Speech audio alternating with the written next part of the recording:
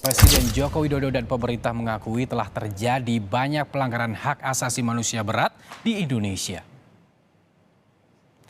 Dalam paparannya, Presiden Jokowi menaruh simpati kepada keluarga korban pelanggaran HAM berat. Pemerintah menjamin akan memulihkan kembali hak-hak para korban secara adil dan bijaksana.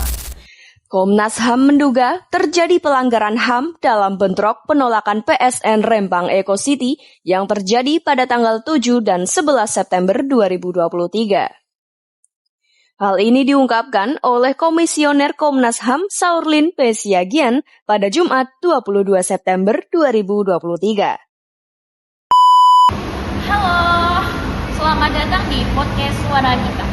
Aku Kaila, host kalian hari ini. Di episode perdana ini, kita akan membahas topik yang sangat penting dan relevan dalam kehidupan sehari-hari kita, yaitu hak asasi manusia, bersama aku dan 4 teman yang luar biasa, Sobir, Dinda, Keiza, dan juga Dava. Halo semuanya. Halo. Oke, sebelum kita mulai, aku mau nanya dulu nih ke kalian. Kalau dengar kata hak asasi manusia, hal pertama apa yang langsung terlintas di pikiran kalian? Sobir, kamu dulu ya. Wah, saya langsung kepikiran kebebasan. Nah, hak setiap manusia untuk hidup bebas tanpa tekanan itu yang paling mendasar menurutku. Kalau aku lebih berpikiran di kesetaraan, bahwa semua orang tanpa memandang latar belakang dan punya hak yang sama. Bagus banget. Nah, kita bahas lebih dalam yuk, mulai dari pengertian dasarnya dulu. Sobir, bisa jelasin secara singkat apa itu HAM dari sudut pandang? Boleh jadi, hak asasi manusia adalah hak-hak dasar yang melekat pada setiap manusia sejak lahir. Bersifat universal, tidak tergantung, tidak dapat dicabut, dan tidak pada tergantung pada kewarganegaraan atau status sosial seseorang di Indonesia. HAM diatur dalam Undang-Undang 1945 yang khususnya pasal 28A sampai 28B serta Undang-Undang Nomor 39 Tahun 1999 tentang hak asasi manusia. Mantap, Sobir. Lalu juga, secara internasional, gimana pengakuan terhadap hak ini? Nah, setelah internasional, yang paling penting adalah deklarasi kebebasan manusia atau HAM yang diselenggarakan oleh PBB pada 10 Desember 1948. Dokumen ini terdiri dari 30 pasal yang mencakup hak sipil, politik, ekonomi, sosial, dan budaya. Tanggal 10 Desember ini diperingati setiap tahun sebagai Hari HAM. Wah, itu info yang penting banget. Jadi HAM itu bukan cuma urusan dalam negeri, tapi diakui secara global ya. Kebanyakan dan menaiknya itu diakui secara universal.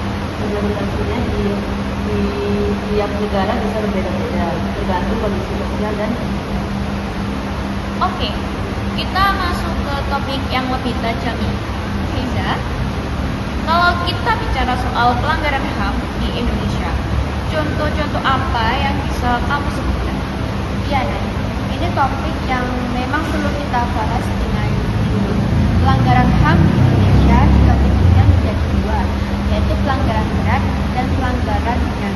Yang berat itu misalnya seperti kasus-kasus sejarah di masa lalu yang masih belum tuntas penyelesaiannya. Sementara yang ringan lebih banyak kita temui sehari-hari seperti diskriminasi di dunia kerja, keterbatasan akses pendidikan bagi kelompok itu, atau kebebasan berpendapat yang kadang masih dibatasi. Dava, kamu ada pandangan soal ini, terutama dari sisi anak muda kita? Menurutku pelanggaran HAM yang sering kita lewatkan justru dari hal yang kecil-kecil tapi terjadi terus. Misalnya bullying, baik offline maupun online, itu sebenarnya juga bentuk pelanggaran HAM karena melanggar hak seseorang dari rasa. Atau kasus intoleransi seperti anak muda kita sering jadi baik perilaku pelaku maupun korban. Jadi penting banget kita sadar diri. Nah, setuju nih sama Dava. Dan ini yang bikin edukasi HAM itu penting dimulai dari lingkungan terkecil, keluarga, sekolah, kampus. Nah, kita semua di sini adalah generasi muda. Dinda, menurut kamu, apa peran yang bisa kita lakukan untuk menjaga dan memperjuangkan HAM? Sebenarnya banyak banget. Yang pertama, yang paling sederhana adalah berhenti dalam diam ketika melihat tidak benar. Lalu kita bisa memanfaatkan media sosial secara konstruktif untuk menyebarkan kegiatan HAM. Selain itu, terlibat aktif organisasi mahasiswa atau lembaga advokasi juga sangat baik. Aku mau nambahin literasi digital juga penting banget sekarang. Banyak hoax dan narasi yang justru merugikan kelompok-kelompok rentan berada di internet. Kalau itu kita bisa jadikan pengguna digital yang kritis dan bertanggung jawab, itu juga bentuk perlindungan HAM. Dan yang paling penting, mulai dari diri sendiri, hormati orang lain tanpa memandang suku, agama, gender, atau status sosial. Itu dasar dari segalanya. Betul. Kalau kita semua berkomitmen dari hal-hal kecil, dampaknya bisa sangat besar bagi masyarakat di sekitar kita. Wah, diskusi hari ini benar-benar kaya. Sebelum kita tutup, aku mau minta satu kalimat pesan terakhir dari masing-masing kalian. Sopir, kamu dulu ya. HAM bukan milik satu golongan, tapi milik kita semua. Maka jaga dan perjuangkan untuk kita. Jika kamu membela orang lain, kamu juga sedang melindungi kamu. Diam bukan selalu emas, kadang diam itu bagian dari masalah. Perubahan besar selalu dimulai dari keberanian kecil untuk bersikap adil. Terima kasih banyak Sopir, Dinda, Hida, dan juga Dava atas diskusi yang luar biasa hari ini.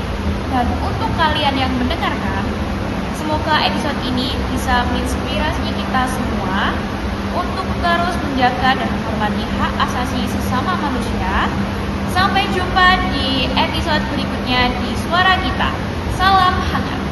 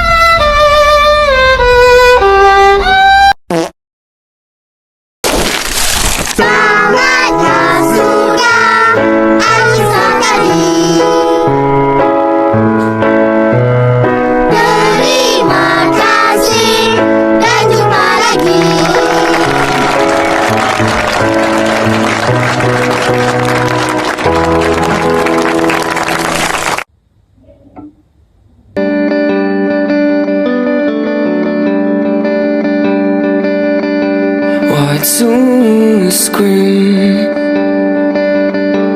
What's only shout? And there's no one to